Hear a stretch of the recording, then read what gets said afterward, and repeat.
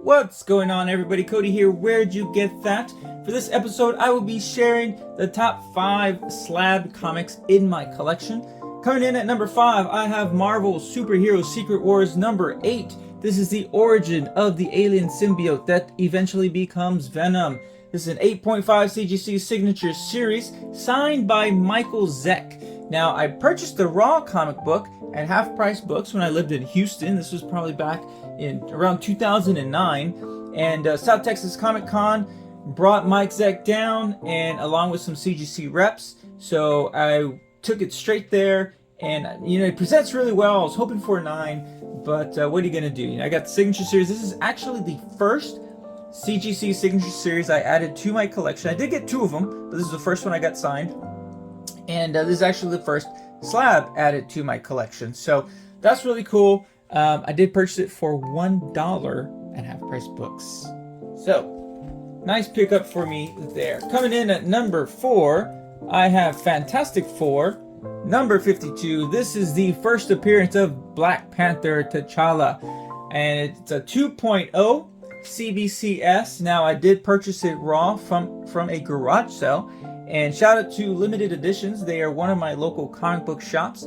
They send all of my comic books to CBCS for slabbing. And yeah, this actually came back as a 2, which I was excited about because I wasn't sure what I was going to get. It was pretty beat up, but not as beat up as this next one. Coming in at number 3, I have X-Men number 12. This is the first appearance and origin of the Juggernaut, Kane Marco, as well as the origin of Professor X. This one is a 1.5, and it does have small pieces that are missing throughout every page, which slightly affects the story. And you can see right here in the corner, it's got a lot of damage there. Now, I did purchase this at the same garage sale as my Black Panther, along with several other keys. One of them was the first, had a lot of first appearances. It was a Giant Size X-Men number 1. And so I purchased this one for 40, or I agreed to 40 on this. Then I gave them a lot more money to throw in all the other keys. Now, I don't have Giant Size X-Men number 1 anymore because I traded it for this one right here. Now, I did have the Giant Size X-Men graded, and it came back as a 3. And but I traded it for this this first appearance of Batgirl Barbara Gordon. This is just the comic book that I wanted more than anything else. This was at the top of my list, and I just had to have it. So I did make a trade, and I also got cash for it because otherwise it wouldn't have been an even trade. But yeah, very happy to do that. That was through Instagram. I found someone there who I trust. And if you want to know more about that trade, you can check out my video. I did an unboxing for this comic book, and I explained it all there. You just basically got to be very careful with who you trade and buy from online.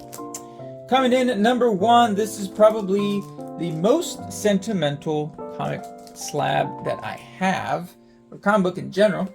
This is the Mighty Morphin Power Rangers number 25. This came in at a 9.4.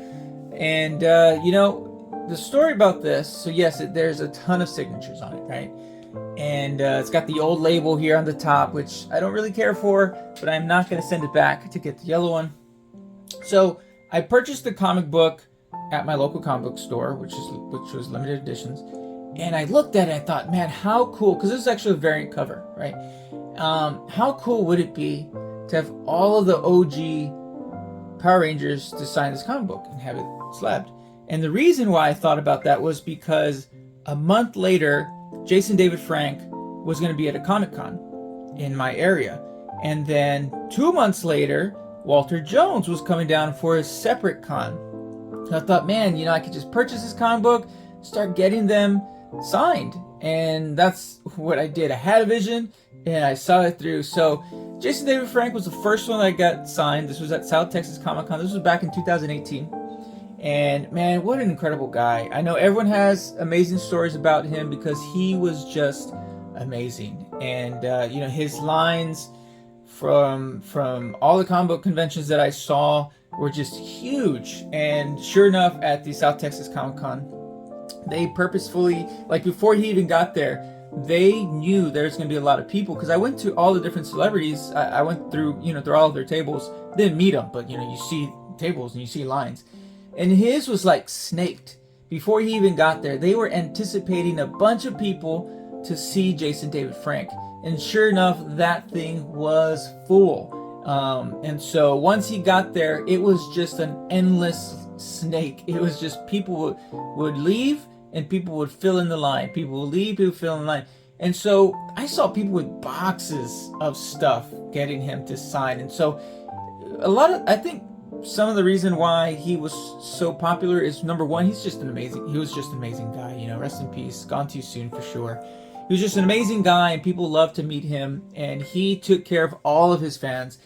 And number two, at the time, he's very affordable. I think he was like $40 at the time. And so to meet Jason David Frank, there's all this nostalgia that comes with him. Great guy, very affordable to get an autograph. And so when I met him, I had my kids with me, two of my kids, and my son had, my daughter was Supergirl, dressed up as Supergirl. My son had his Batman pajamas. And so I met him, and all I was going to do is just have him sign it, right? So his signature's right here. And then he signed it. He's like, hey, you want a picture? And I didn't pay for the picture, but I'm like, yeah, of course. And so, I got the picture with him. And afterwards, he was like, he shook my hand. He shook everyone's hand. And he's like, hey, next time I meet you, I want to see your son wear a Green Ranger costume. So I tried to get my son to like the Green Ranger, but he was always a Blue Ranger fan.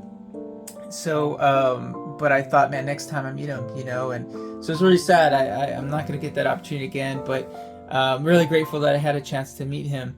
So Walter Jones, I met him, like I said, 2 months later at Collector Mania 7. He was really cool to meet. He was dancing and just talking and joking with people. So I got him to sign. And then afterwards, the other three was really hard because they weren't coming down yet. And so they were going to Chicago, and I had a coworker said he was going to Chicago to the comic book convention there. So I'm like, hey man, I'll pay you, get these autographs for me. So sure enough, he did.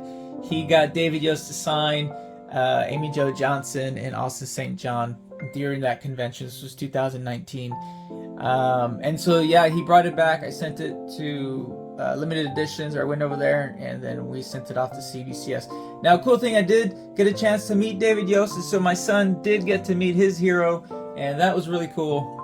And my daughter has met the Pink Ranger, but not Amy Jo Johnson. And but it don't matter, because Catherine Sutherland, she was just amazing with my daughter. So anyway, this is probably my most cherished comic book in general, and slab, so you can get a closer look of these autographs.